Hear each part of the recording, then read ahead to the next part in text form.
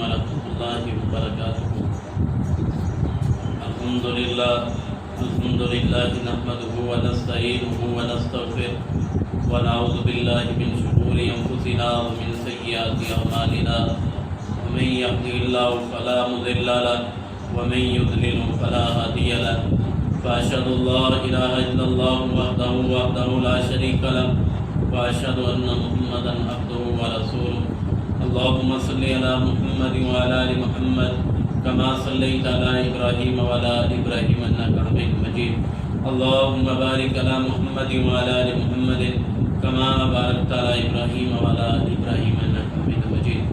أما بعد فإن خير الحديث كتاب الله، وخير الهدي هدي محمد صلى الله عليه وسلم، وشر الأمور محدثاتها، وكل محدثة بدعة، وكل بدعة ضلالة، وكل ضلالة في النار۔ رب اشرح لي صدري ويسر لي أمري واحلل عقدة من لساني يفقهوا قولي، رب زدني علما رب زدني علما۔ الحمدللہ اللہ تعالیٰ کے فضل و کرم سے آج ہم قرآن مجید دورہ تفسیر کا آغاز کرنے لگے ہیں۔ اس سے قبل علم کی اہمیت اسی پہ گفتگو ہوتی رہی۔ آج انشاءاللہ ہم اعوذ باللہ من الشیطان الرجیم کے متعلق ہم پڑھیں گے۔ اللہ سے دعا ہے کہ اللہ تعالیٰ مجھے صحیح معنوں میں حق اور سچ بیان کرنے کی توفیق نصیب فرمائے، اور ہم سب کو صحیح معنوں میں قرآن و سنت پر عمل کرنے کی بھی توفیق نصیب فرمائے۔ احباب، اللہ ہمارے لیے علم نافع کے دروازے کھول دے۔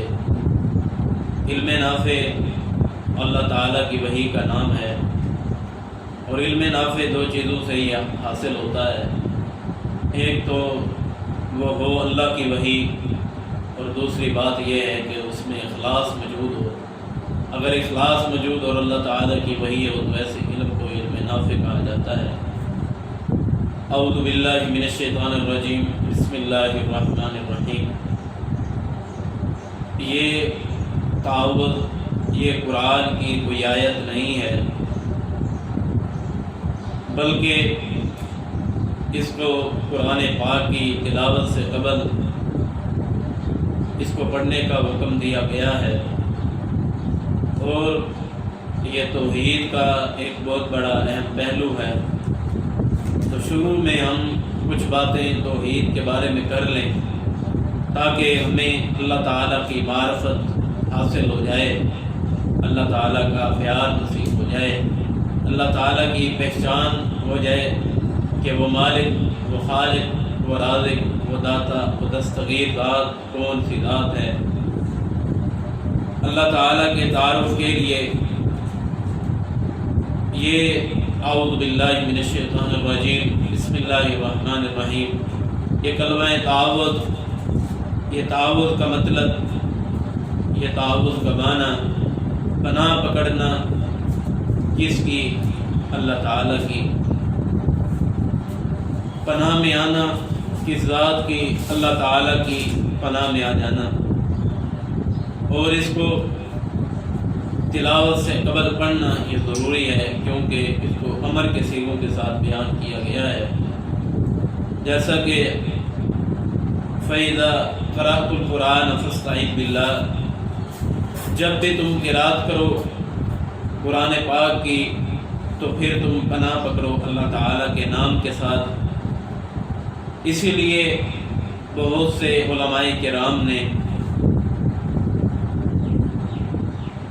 تعوذ کو پڑھنا قرآن مجید سے پہلے واجب قرار دیا ہے، اور بعض علماء کرام نے تعوذ کو پڑھنے کو مستحب قرار دیا ہے، لیکن دلائل اور راجح موقف جو ہے، جو دل کو معلوم ہوتا ہے، اچھا معلوم ہوتا ہے، وہ تعوذ قرآن مجید کی ابتدا سے پڑھنا ہی فرض معلوم ہوتا ہے، کیونکہ عطا بن ابی رباح، سفیان ثوری رحمہ اللہ، داؤد ظاہری اور علامہ البانی رحمہ اللہ اور حافظ عبد المنان نور پوری رحمہ اللہ، ان کے نزدیک قرات قرآن پاک سے پہلے تعوذ کو پڑھنا جو ہے یہ واجب ہے، فرض ہے، کیونکہ یہ فاستعین باللہ یہ امر کا صیغہ ہے، اور امر جو ہے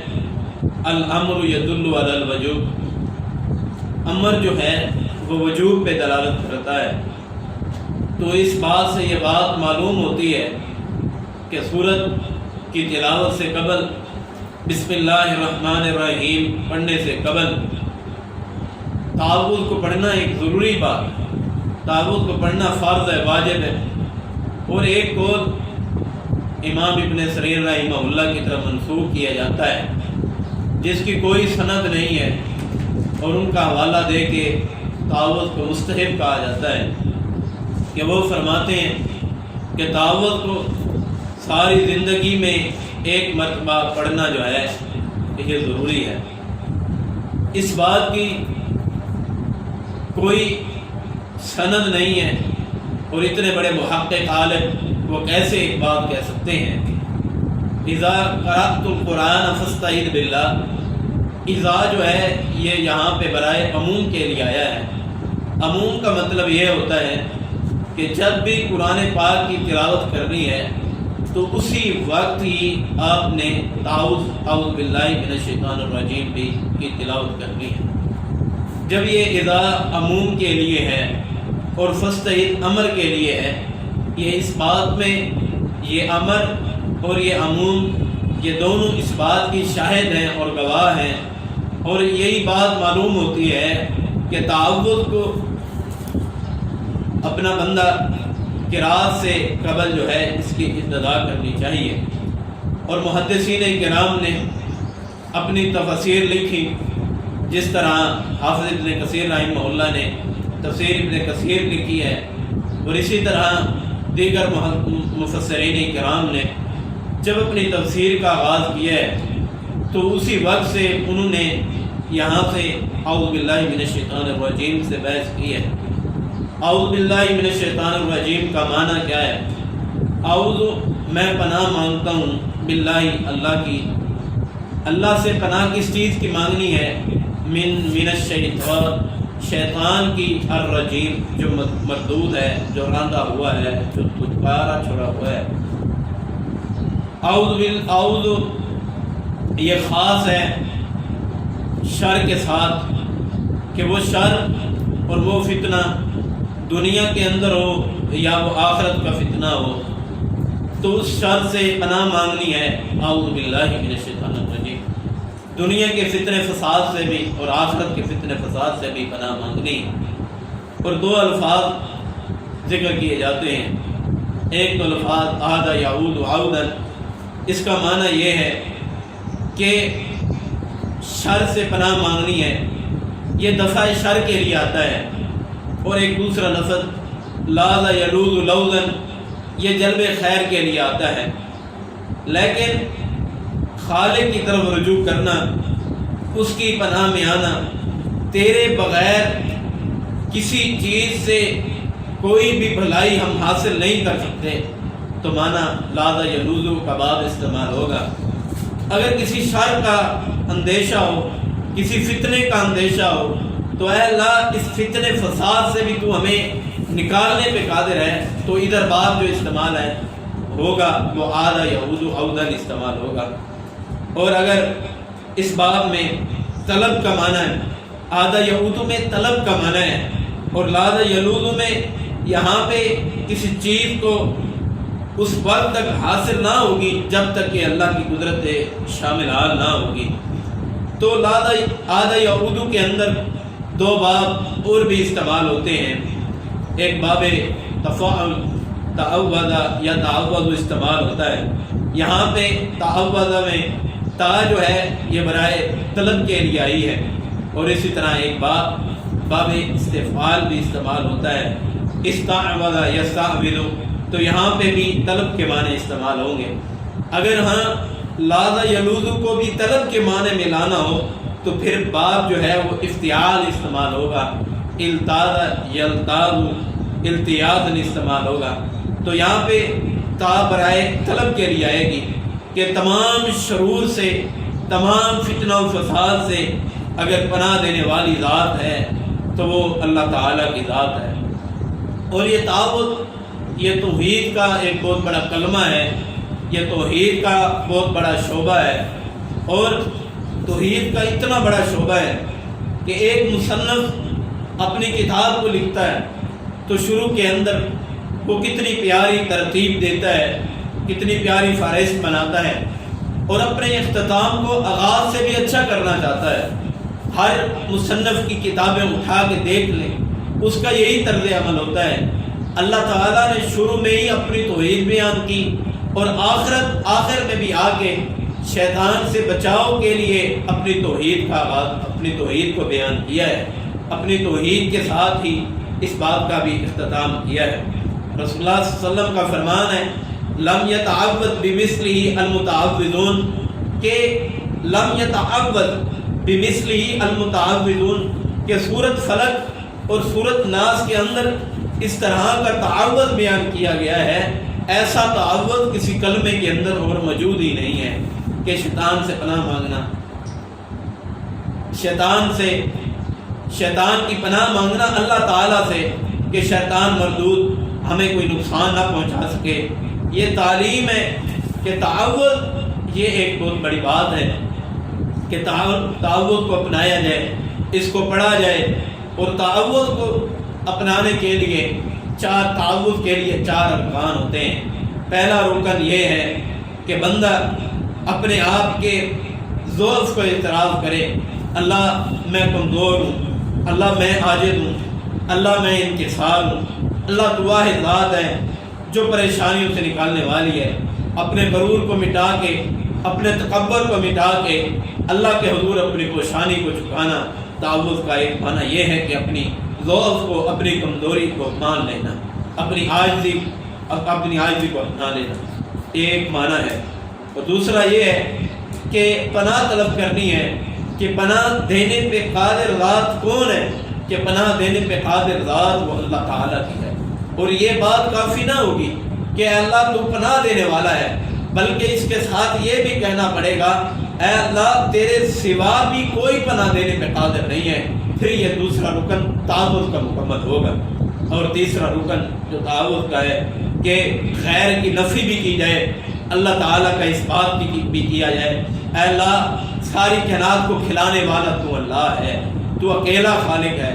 یہ بات توحید کے لیے کافی نہ ہوگی، یہ تعوذ کے لیے یہ بات کافی نہ ہوگی، بلکہ یہ بھی کہنا پڑے گا اے اللہ تو ساری کائنات کو کھلانے پلانے والا بھی تو اللہ ہے، ساری کائنات کا حاجت روا، مشکل کشا، بگڑیاں پالنے والا، ساری کائنات کے کاموں کو سنوارنے والی ذات جو ہے وہ تو اللہ کی ہے، اور تیرے علاوہ اللہ کوئی بھی ایسی ذات، کوئی بھی شخصیت جو ہے وہ کسی کو نہ رزق دے سکتی ہے، نہ کسی کا داتا ہے، نہ کسی کا دستگیر، صرف اللہ تو اللہ ہی ہے۔ اللہ کل شیء قدیر ذات تو اللہ کی ہے۔ قل هو اللہ احد، تو اکیلا ہی اللہ ہے، تیرے علاوہ کوئی شریک نہیں، تیرے علاوہ کوئی عبادت کے لائق نہیں، اللہ تو ہی عبادت کے لائق ہے۔ یہ بات کافی نہ ہوگی، بلکہ یہ بھی کہنا پڑے گا اللہ جس طرح تو عبادت کے لائق ہے کہ تیری عبادت کی جائے، اللہ دنیا میں کوئی اور ایسی ذات نہیں ہے کہ اس کی بھی عبادت کی جائے، یعنی کہ اسی کو ہر ذات میں اس بات بھی کرنا ہے، اللہ کی ذات کا اس بات کرنا اور باقی تمام لوگوں کی نفی کرنا۔ یہ تعوذ کا تیسرا معنی۔ اور چوتھا معنی کہ جس شر سے آپ کو خطرہ ہے، جس فتنے سے آپ کو خطرہ ہے، اس سے آپ نے پناہ مانگنی ہے کہ اے اللہ اس فتنے سے، اس شر سے اللہ میں تیری حفاظت کے اندر آتا ہوں، اللہ اس فتنے سے بھی تو محفوظ کرنے والی ذات ہے، اللہ اس سے بھی تو محفوظ فرما دے، اور اللہ تو مجھے اپنی پناہ کے اندر لے لے، جیسا کہ فرمایا گیا وَإِن يَمْسَسْكَ اللَّهُ بِضُرٍّ فَلَا كَاشِفَ لَهُ، کہ اللہ ہی کے امر سے تکالیف پہنچتی ہیں، کوئی خطرے پہنچتے ہیں تو وہ اللہ ہی کی طرف سے ہوتے ہیں، کوئی ذات ایسی نہیں ہے۔ اس بات پہ بھی ایمان ہو کہ اگر مجھے کوئی بیماری پہنچی ہے، کوئی مجھے تکلیف پہنچی ہے، اگر میری اولاد کی زندگی ختم ہو گئی ہے، یعنی وہ فوت ہو گئے ہیں، تو اللہ تو اکیلی ذات ہے جو پیدا کرنے والے بھی ذات ہے، اللہ روح قبض کرنے والی بھی ذات یہی ہے۔ ان تمام 4 باتوں پہ ایمان لانا یہ بڑی ضروری چیز ہے۔ پہلی بات جو ذکر کی خلاصہ کلام کہ ضعف اپنا ماننا، اللہ میں کمزور ہوں، دوسری بات کہ اللہ کی قدرت پہ یقین رکھنا، اور تیسری بات کہ اللہ تعالیٰ کی جس طرح اس بات کرنا ہے اس طرح غیر اللہ کی تمام لوگوں کی اس طرح نفی بھی کرنی ہے، اللہ تیرے علاوہ کوئی شریک نہیں۔ اس طرح یہ 3 چیزیں ہوئی۔ اور چوتھی چیز جو ہے کہ کس شر سے پناہ مانگ رہے ہیں، کس شر کے پناہ میں آنا چاہتے ہیں، تو اس شر کی پناہ میں آنے کے لیے پھر بھی اللہ سے مانگنا ہے، اور کوئی تکلیف کوئی مصائب جو پہنچے ہیں وہ بھی اللہ کی طرف سے پہنچے ہیں، اور ان کو دور کرنے والی ذات بھی اللہ تعالیٰ کی ذات ہے۔ اور جیسا کہ سورۃ جن میں موجود ہے، سورۃ جن کے اندر موجود ہے وَأَنَّهُ كَانَ رِجَالٌ مِّنَ الْإِنسِ يَتَعَوَّذُونَ بِالرِّجَالِ مِّنَ الْجِنِّ فَزَادَهُمْ رَهْقًا۔ سورۃ جن کے اندر سپارہ نمبر 29 آیت نمبر 6 کے اندر موجود ہے۔ یہ بات راہقن کے یہاں پہ 2 معنی ہیں، یہاں پہ فزادہم کہ زیادہ کرتے ان کو، یعنی کہ زیادہ کرتے ان کو، یہاں کہ اس کا مرجع جو ہے فزادہم کا مرجع جو ہے وہ انسان کی طرف ہوگا کہ اس کی پناہ طلب کرنا۔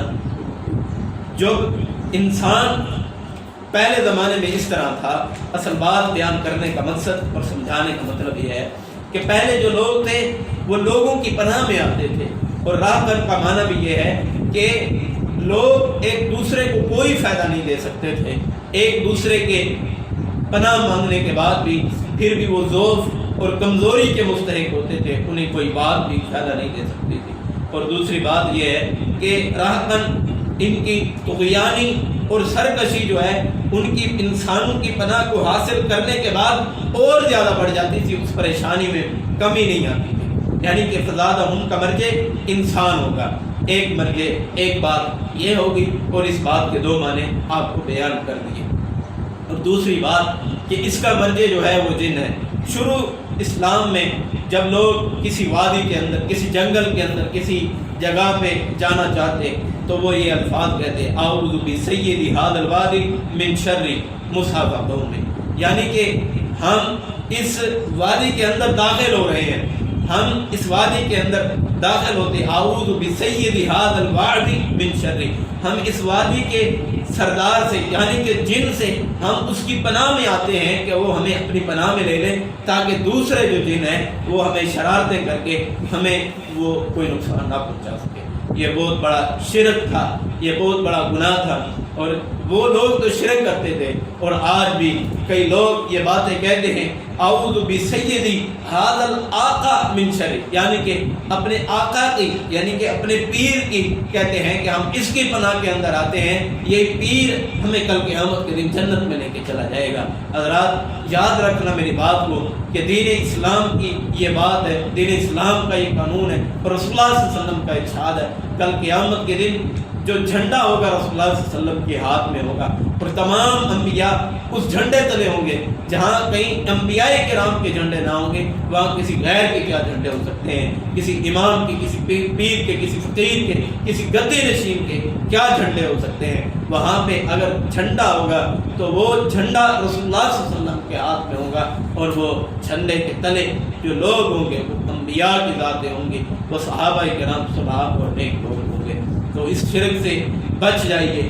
اور اس کے مقابلے میں صحیح مسلم کے اندر اللہ تعالیٰ نے ایک ایسے وظیفے کو بتلایا ہے جو کہ خولہ بن حکیم سے مروی ہے کہ رسول اللہ صلی اللہ علیہ وسلم نے فرمایا اعوذ بکلمات اللہ التامۃ من شر ما خلق لن یضرہ شیئا حتی یرحل منہ، کہ جو بندہ صبح کے وقت 3 مرتبہ اور شام کے وقت 3 مرتبہ اعوذ بکلمات اللہ التامۃ من شر ما خلق پڑھتا ہے، لن یضرہ شیئا، کہ کوئی چیز بھی اس کو نقصان پہنچا ہی نہیں سکتی، کہ کوئی چیز اس کو نقصان نہیں پہنچا سکتی، نہ کوئی سانپ نقصان پہنچا سکتا ہے، نہ کوئی جن اس کو نقصان پہنچا سکتا ہے، نہ کوئی کیڑے مکوڑے، نہ کوئی انسان نقصان پہنچا سکتا ہے۔ اسلام نے اس کے مقابلے میں ایک بہت بڑا وظیفہ بتلایا ہے، اس کی تلاوت کرنی چاہیے اور صبح و شام اس کو پڑھنا چاہیے۔ اور یہ اللہ کا کلمہ یہ 2 کلمات پہ مشتمل ہے، ایک تو اس میں صدق کی خبر دی گئی ہے، اور دوسرا وہ عدل کے حکم کی خبر دی گئی ہے۔ پہلی بات کہ صدق کی خبر، کہ جو بندہ اس کو صدق کے دل کے ساتھ پڑھتا ہے اس کو کوئی چیز بھی نقصان نہیں پہنچتی، اور یہ کلمہ برحق ہے، جو حق کے ساتھ اس کو پکڑ پاتا ہے تو اللہ تعالیٰ کا عدل ہے، اللہ تعالیٰ کا فیصلہ ہے، اللہ تعالیٰ بے گناہ کسی کو سزا نہیں دیتے، بے گناہ کسی کو تکلیف، بے گناہ کسی کو پریشانی نہیں دیتے۔ تو اس میں اس بات کو اپنانا کہ اللہ تعالیٰ کی یہ خبر بھی سچی ہے اور اللہ کا فیصلہ بھی سچا ہے۔ بعض لوگوں نے اللہ تعالیٰ کی کلام کو یہاں پہ اللہ تعالیٰ کی کلام کو یہاں پہ مخلوق کہا ہے، جبکہ یہ بات صحیح نہیں ہے، کیونکہ یہ کلام یہ اللہ تعالیٰ کی کلام نہیں، بلکہ یہ اللہ تعالیٰ کی مخلوق نہیں، نے مخلوق قرار دیا ہے، یہ مخلوق نہیں ہے بلکہ یہ اللہ تعالیٰ کی کلام ہے۔ یہ اللہ تعالیٰ کی کلام کرنا یہ اللہ تعالیٰ کی صفت ہے۔ اعوذ برضاک من سخطک، یہ رسول اللہ صلی اللہ علیہ وسلم کا فرمان ہے کہ اللہ ہم تیری ناراضگی سے، اللہ تیری ناراضگی سے، اللہ تیری پناہ کے اندر آتے ہیں، اللہ تو ہم پہ راضی رہے۔ یہ پناہ کے معنی میں آنے کے لیے 4 چیزوں کا ہونا یہ ضروری ہے، اور یہ بڑی اہم بات ہے جس کے اوپر غور کرنا یہ ضروری ہے۔ پہلی بات یہ ہے کہ مستعیذ کہ پناہ طلب کرنے والا کون ہے، کہ مستعیذ کا مطلب کہ پناہ طلب کرنے والا کون ہے، اس میں ہم تمام آ جائیں گے۔ ہم تمام اللہ تعالیٰ سے پناہ طلب کرتے ہیں کہ اللہ ہم سارے انسان ہی اس بات کے مستحق ہیں کہ اللہ ہم تیری پناہ میں آنا چاہتے ہیں۔ اللہ تو ہمیں شیطان مردود سے، شریک جنوں سے، شریک چیزوں سے اللہ تو محفوظ کرنے والی ذات وہ اللہ ہے۔ یعنی مستعیذ پناہ طلب کرنے والا کون ہے، یعنی کہ وہ انسان ہے، اور اس کے اندر تمام انسانیت آتی ہے۔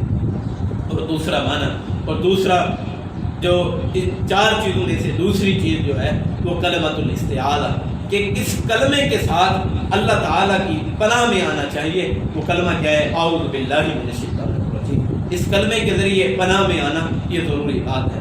اور تیسری بات مستعاذ بھی کا ہونا ضروری ہے، یعنی کہ کس کی پناہ حاصل کرنا چاہتے ہیں، کس کی پناہ میں آنا چاہتے ہیں، کہ وہ کون سی ذات ہے جس کی پناہ میں آنا چاہتے ہیں۔ یعنی کہ ہم اللہ کی پناہ میں آنا چاہتے ہیں، ہم اللہ کی ذات کی پناہ میں آنا چاہتے ہیں۔ اللہ تو ہمیں اپنی پناہ کے اندر لے لے، تاکہ ہم گناہوں کے قریب نہ جائیں، تاکہ ہم معصیت کے قریب نہ جائیں، تاکہ ہم نافرمانی اور بغاوتوں کے قریب نہ جائیں۔ اللہ تو ہمیں اپنی پناہ کے اندر لے لے۔ مستعیذ، کلمۃ الاستعاذہ، اور اسی طرح مستعاذ بھی، اور چوتھی بات جو ہے وہ مستعیذ منہ ہے، یعنی کہ کس چیز سے پناہ حاصل کرنا چاہتے ہیں۔ اعوذ باللہ، اے اللہ ہم پناہ میں آتے ہیں، یعنی کس چیز سے پناہ میں آنا چاہتے ہیں؟ فرمایا من الشیطان الرجیم، اے اللہ ہم شیطان مردود کی پناہ میں آنا چاہتے ہیں، دھتکارے ہوئے، روندے ہوئے کی ہم پناہ میں آنا چاہتے ہیں۔ اللہ تو ہمیں اپنی پناہ میں لے لے، ہم اس کی شیطان کی پناہ حاصل کرنا چاہتے ہیں۔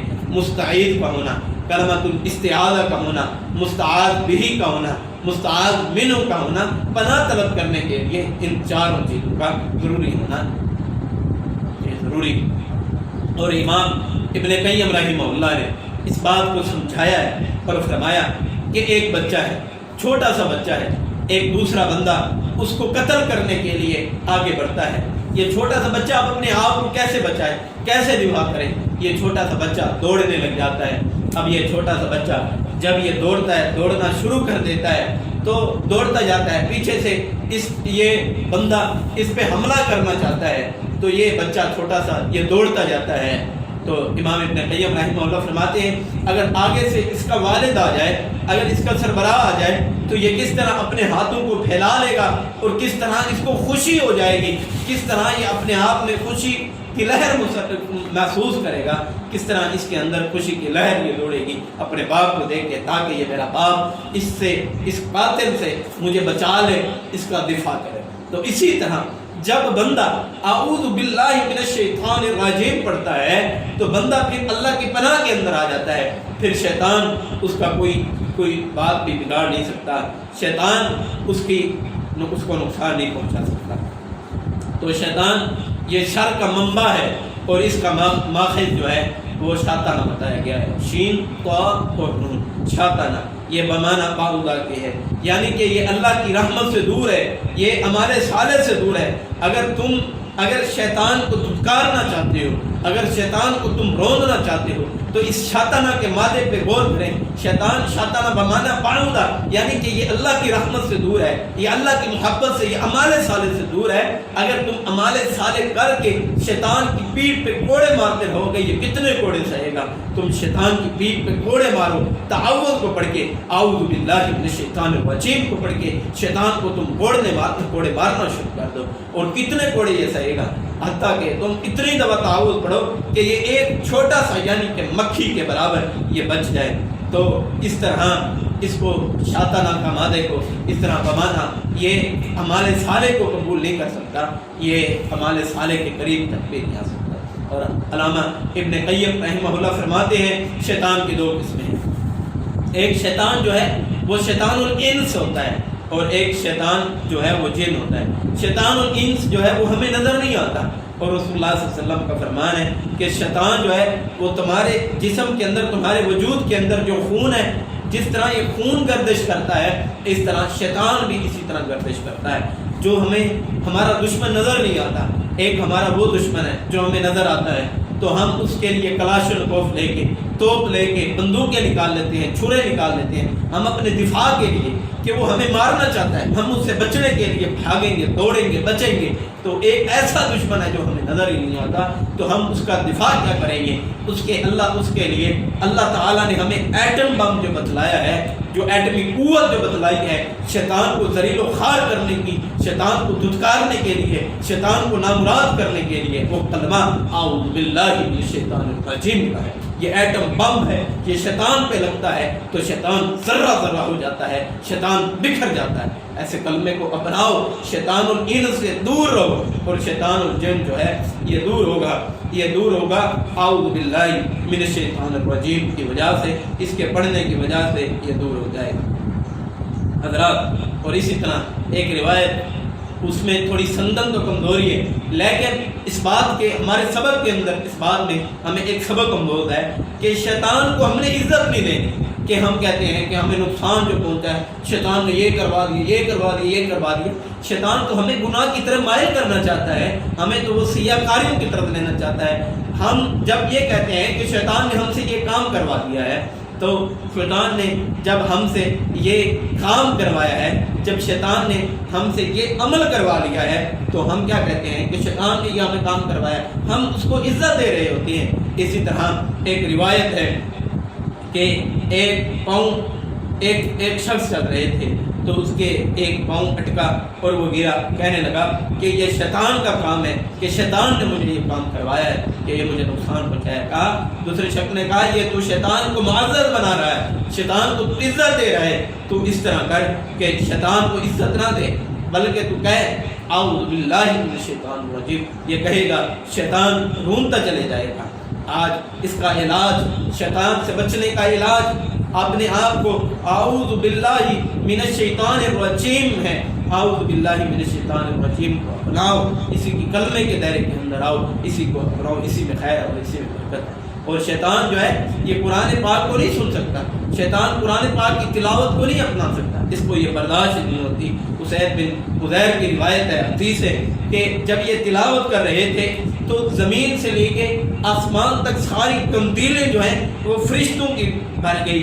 تو رسول اللہ صلی اللہ علیہ وسلم کو جب یہ بات کو پتہ لگا تو رسول اللہ صلی اللہ علیہ وسلم نے فرمایا اسید بن حضیر تیرے قرآن مجید کی تلاوت کو سننے کے لیے اللہ تعالیٰ نے اپنے آسمان سے فرشتوں کو بھیج دیا ہے، اور جہاں پہ فرشتے ہوں وہاں پہ جن آ ہی نہیں سکتے.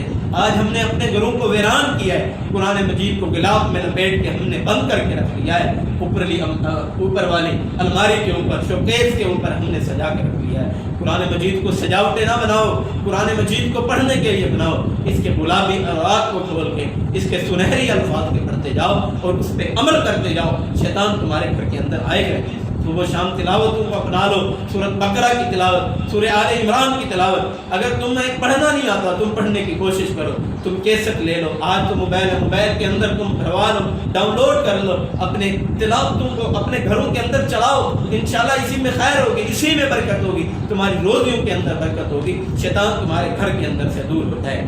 اور کچھ لوگ جو ہیں یہ تعوذ کے اعتبار سے کہتے ہیں کہ تعوذ جو ہے یہ فاعوذ باللہ من الشیطان الرجیم، وہ کہتے ہیں کہ فا جو ہے یہ برائے تعقیب کے لیے ہے، یعنی کہ قرات کرنے کے بعد تعوذ کو پڑھا جائے، جبکہ یہ بات ٹھیک نہیں ہے۔ اور یہ کہتے ہیں کہ اس لیے پڑھا جائے تاکہ بندے کے اندر کبر داخل نہ ہو، بندے کے اندر حسد داخل نہ ہو، بندے کے اندر تکبر داخل نہ ہو۔ لغوی اعتبار سے ان کا معنی تو ٹھیک ہے، لیکن رسول اللہ صلی اللہ علیہ وسلم کے فرامین کے مطابق ان کا معنی ٹھیک معلوم نہیں ہوتا، کیونکہ رسول اللہ صلی اللہ علیہ وسلم نے کہا ہے کہ فَإِذَا قَرَأْتُ الْقُرْآنَ فَاسْتَعِذْ بِاللَّهِ، جب بھی تم قرآن مجید کی تلاوت کرو تو پھر پناہ پکڑو اللہ تعالیٰ کی۔ اس کلمے کی ہمیں جو تفہیم ہے، جو ہمیں جو ہے وہ تشریح ملی وہ رسول اللہ صلی اللہ علیہ وسلم سے، رسول اللہ صلی اللہ علیہ وسلم کی حدیث سے ملی ہے۔ جب ہم شروع میں تعوذ پڑھ لیں گے تو شیطان ہمارے اندر داخل ہوگا، اور اپنے قیام اللیل کے اندر رسول اللہ صلی اللہ علیہ وسلم کا قیام اللیل جب ہوتا تھا، رسول اللہ صلی اللہ علیہ وسلم کا قیام اللیل کیسا ہوتا تھا؟ سیدنا ابو سعید خدری رضی اللہ تعالیٰ عنہ سے مروی ہے کہ کان رسول اللہ صلی اللہ علیہ وآلہ وسلم اذا قام من اللیل قال اعوذ باللہ من الشیطان الرجیم من حمزہ ونفخہ ونفثہ، کہ رسول اللہ صلی اللہ علیہ وسلم اذا قام من اللیل، جب آپ قیام کرتے اور رات کے وقت کھڑے ہوتے تو کہتے اعوذ باللہ من الشیطان الرجیم، کہتے کہ اللہ میں تیری پناہ کے اندر آتا ہوں من حمزہ، تمام قسم کے وساوس سے۔ آج وساوس کی بندوں کو بیماری لگ جاتی ہے، وضو کرتے ہیں پتہ نہیں ہوتا کہ ہم نے بسم اللہ پڑھی تھی نہیں پڑھی تھی، پھر کل کی تھی نہیں کی، اس طرح وساوس کی بیماری لگ جاتی ہے۔ تو کثرت کے ساتھ جن کو وساوس کی بیماری ہے وہ یہ تعوذ کو پڑھیں، اعوذ باللہ من الشیطان الرجیم من حمزہ ونفخہ ونفثہ، اس کو کثرت کے ساتھ پڑھیں، انشاءاللہ وساوس دور ہوتے جائیں۔ دوسری بات کہ ونفخہ یعنی کہ ونفخہ کے پڑھنے کا مطلب یہ ہے کہ شیطان کا جو شیطان نے انسان کے اندر جو غرور ڈالا ہوتا ہے وہ غرور کا جو ہے وہ خاتمہ ہو جائے، اور شیطان جو غرور اور تکبر ڈالتا ہے اس کو ختم کرنے کے لیے بھی اس کو پڑھا جائے، اس کلمے کو اعوذ باللہ من الشیطان الرجیم من حمزہ ونفخہ ونفثہ، اس کلمے کو پڑھا جائے، انشاءاللہ کبر بھی ختم ہوگا، تکبر بھی ختم ہوگا، اپنے آپ سے غرور بھی ختم ہوگا، عاجزی بھی آئے گی، انکساری بھی آئے گی، اور وساوس کا بھی خاتمہ ہوگا۔ اور ونفثہ کا مطلب یہ ہے کہ مخلوق کا جو مقام ہے وہ مخلوق کو ہی رکھا جائے، کہ جو اللہ تعالیٰ کا مقام ہے اللہ تعالیٰ کے مقام کو مخلوق کا مقام نہ دیا جائے۔ جس طرح لوگوں نے رسول اللہ صلی اللہ علیہ وسلم کو اللہ تعالیٰ کے مقابلے میں یعنی کہ اللہ تعالیٰ کی ذات پہ ٹھہرایا، اور حتیٰ کہ اللہ کی ذات سے بھی بڑھا دیا۔ حضرات یاد رکھنا یہ شرک ہے، یہ کبر ہے، اس سے بچنا چاہیے۔ کیا کہتے ہیں؟ حیران ہوں مصطفیٰ کو کیا لکھوں، حیران ہوں مصطفیٰ کو کیا لکھوں، خدا لکھوں یا خدا سے بڑھ کے لکھوں؟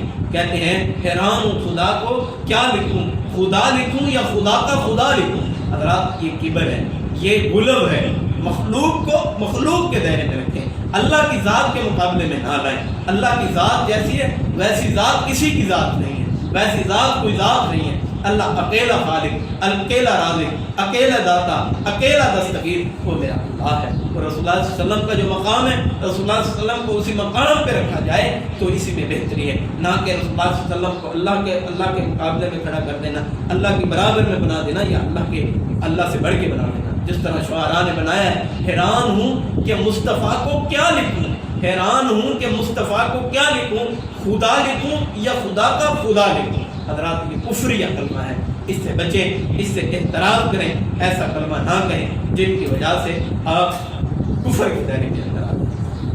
ونفثہ کا معنی پھونک مارنا، ایسی پھونک جس کے اندر پھونک بھی ہو اور کچھ لعاب کے قطرے بھی ہوں، تو ایسا آپ کریں گے تو انشاءاللہ اسی میں برکتیں، اسی میں خیر ہے، اسی میں برکتیں ہیں۔ اور جناب مطب رضی اللہ تعالیٰ کی روایت ہے کہ رسول اللہ صلی اللہ علیہ وسلم 3 مرتبہ کہتے اللہ اکبر کبیرہ، اللہ اکبر کبیرہ، اللہ اکبر کبیرہ، والحمدللہ کثیرہ، والحمدللہ کثیرہ، والحمدللہ کثیرہ، وسبحان اللہ بکرۃ واصیلہ، وسبحان اللہ بکرۃ واصیلہ۔ یہ کلمہ بھی 3 مرتبہ کہتے اور پھر کہتے اعوذ باللہ من الشیطان الرجیم من حمزہ ونفثہ ونفخہ۔ اس بات کو تلاوت کریں. یہ ہے تعوذ کی اہمیت. تعوذ کو اپنی ہر کلام سے پہلے پڑھیں, ہر کام سے پہلے پڑھیں, تاکہ شیطان کا اس میں کوئی عمل داخل نہ ہو. آئیے تعوذ کو اپنائیں. تعوذ کو اپنانے کے ساتھ اسی میں خیر, اسی میں برکت ہے. تعوذ کے ساتھ محبت کریں, اس سے پیار کریں, ہمیشہ اس کی تلاوت کرتے رہیں. ایک تعوذ کو اپنا لیں, اور دوسرا آپ ہمیشہ وضو میں رہیں. انشاءاللہ شیطان آپ کے قریب نہیں آئے گا. آپ کو جو بھی گناہ کے آپ مرتکب ہیں, انشاءاللہ یہ آپ تعوذ کو پڑھیں اور ہمیشہ وضو کے اندر رہیں, تو انشاءاللہ آپ گناہ میں ملوث نہ ہوں گے. اللہ سے دعا ہے کہ اللہ تعالی ہمارا ادھر مل بیٹھنا اللہ اپنے بارگاہ میں قبول فرمائے. اور تعوذ کے لحاظ سے جو بیان کیا, جو بولے گئے الفاظ کو میرے مالک کی توفیق کے ساتھ بولے گئے. جو غلطیاں, کوتاہیاں ہوئی, کمیاں ہوئیں, وہ مجھ سے ہوئی. اللہ تعالیٰ مجھے بھی معاف فرمائے, آپ کو بھی معاف فرمائے, اور آپ کا اور میرا ادھر مل بیٹھنا اللہ اپنی بارگاہ میں قبول فرمائے. وآخر دعوانا الحمد للہ رب العالمین.